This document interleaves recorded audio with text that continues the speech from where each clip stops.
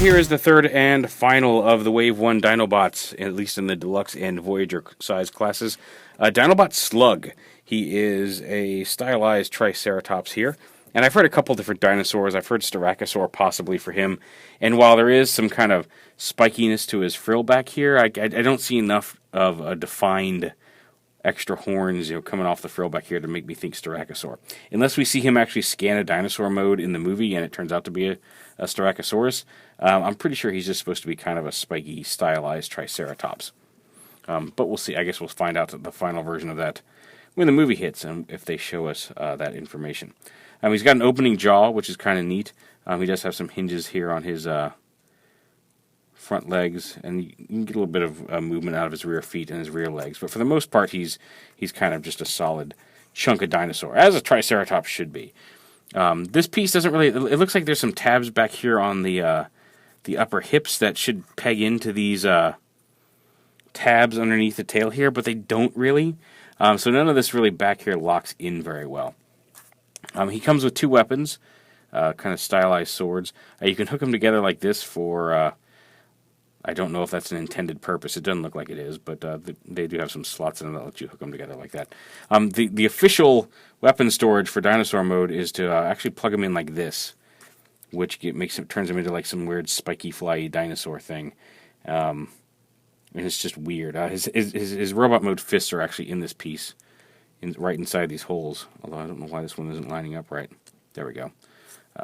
So it's just kind of we stuck him where we could, because why not? Will he have this mode in the movie? I doubt it.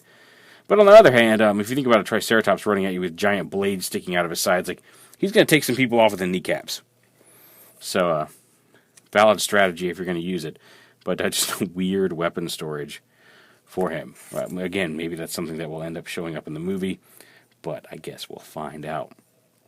The transformation is not too difficult. I'll just go ahead and fold the tail up here. Just get that out of the way. Bring these pieces out. Bring the whole thing around at the knee and flip the dinosaur foot into the actual kneecap. Here. Kind of open this up. This whole assembly, split the dinosaur head up here. His lower jaw is a soft rubber, and the upper jaw is hard plastic, so you kind of got to get up in here. Split the dinosaur head, open it up, bring these down, the robot arms down, and open this whole thing up. The dinosaur jaws, or skull halves come down. I really like the placement of the screw here. I think it kind of gives almost like a mechanical-looking eye to the skeletal dinosaur head on his shoulder, and it's kind of a neat effect. There are a couple visible screws under here. That one I don't mind so much because of the way it works with the silhouette of this dinosaur skull. It's actually kind of a neat effect. And then you bring the frill pieces down around the front, rotate the fists out, and then bring his Popeye forearms up and in. Come on, there we go. Bring that up. And you just lock that down, and then these dinosaur arms, you bring the tab in. There's a little slot here on the side of his body that you bring these up, rotate these down. Come on. And they lock in here. Although it does require a little bit of force to get him to snap in. The little peg should snap into the side of his body. There we go. There's one.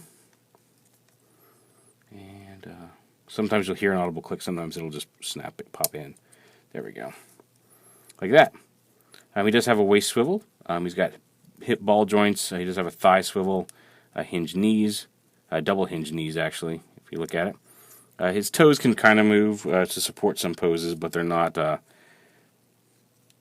necessary ball joints. He's got ball joint shoulders. He does have a rather stiff bicep swivel, hinge elbows, and then the wrists do move a little bit this way just due to transformation, but I don't know how much extra motility your extra usability you're going to get out of them in robot mode.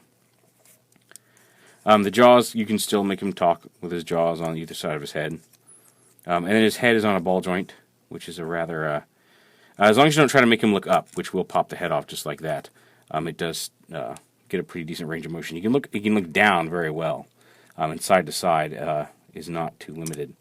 But lifting him up does pop that ball joint off. Oh, that's why I'm trying to put his head on backwards. That will do it. There we go. Yeah, when you have it lined up right, it pops right back on. So you get a lot of good side-to-side motion out of it, but not so much looking straight up.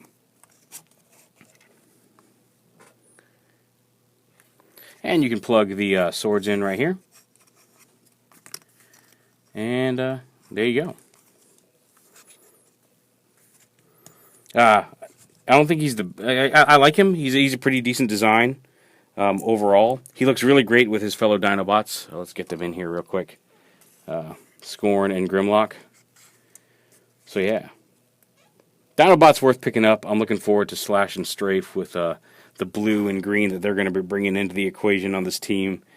But as kind of like they all kind of have a kind of knight-esque motif here, and it really works well together. I like them all together. Grimlock's the only one who has a face that looks like it could be an actual movie toy. These look a little smooth to be movie heads, but I guess we'll find out. We may only see Grimlock transform in the movie, but yeah, nice looking group, nice looking figure. Although I do think if you're only going to get 2 from Wave 1, get the Voyager Optimus and the Deluxe Scorn. But Slug's not a bad addition, especially if you're going after the Dinobots. So there you go, Age of Extinction Dinobots Slug.